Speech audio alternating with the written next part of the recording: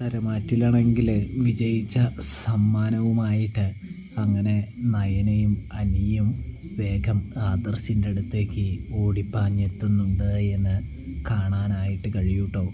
ആദർശാണെങ്കിൽ വളരെയധികം സന്തോഷത്തിലാണ് എന്ന് കാണാൻ സാധിക്കും. ആദർശ് ആ സമ്മാനം വാങ്ങുന്നതിലുപരി നയനയെ കെട്ടിപ്പിടിച്ചുകൊണ്ട് ഒന്ന് ആശ്വസിപ്പിക്കുന്ന കാഴ്ച, സന്തോഷം കൊണ്ട് നന്ദി പറയുന്നൊരു കാഴ്ച കാണാം.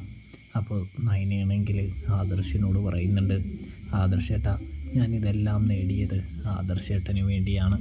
ആദർശേട്ടനും മുത്തശ്ശനും തമ്മിലുള്ള പ്രശ്നം തീരാൻ വേണ്ടിയാണ് എന്ന് പറയുന്നു. അത് കേട്ടതും നമ്മുടെ അനിയാണെങ്കിൽ ഞാൻ മുത്തശ്ശനോട് തീർച്ചയായിട്ടും പറയുന്നുണ്ട് ഈ കാര്യത്തെക്കുറിച്ച്. എന്തായാലും ആദർശേട്ടനും മുത്തശ്ശനും തമ്മിലുള്ള പിണക്കം ഇതോടെ അവസാനിക്കുമെന്ന് പറയുന്നത് കാണാനായിട്ട് സാധിക്കും. അപ്പോഴാണെങ്കിൽ നന്ദുവും പറയുന്നുണ്ട്, മുത്തശ്ശൻ്റെ മനസ്സിൽ ആദർശത്തിനോട് നല്ല സ്നേഹമൊക്കെ ഉണ്ട്, പക്ഷേ അത് മറച്ചു പിടിക്കുന്നതാണ് എന്ന് പറയുന്നു.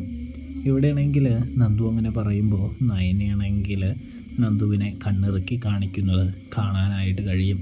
എന്തായാലും നാഗേന്ദ്രനും അഭിയുമാണെങ്കിൽ അനന്തപുരിയെ തകർക്കാനായിട്ട് മൂർത്തി ജ്വല്ലറിയെ കെണിവെച്ച് പിടിക്കാനായിട്ട് പുതിയ ശ്രമവും പുതിയ പദ്ധതിയൊക്കെ മെനയുന്നതും കാണാനായിട്ട് കഴിയും. കൂട്ടുകാരെ, പ്രേക്ഷകരെ.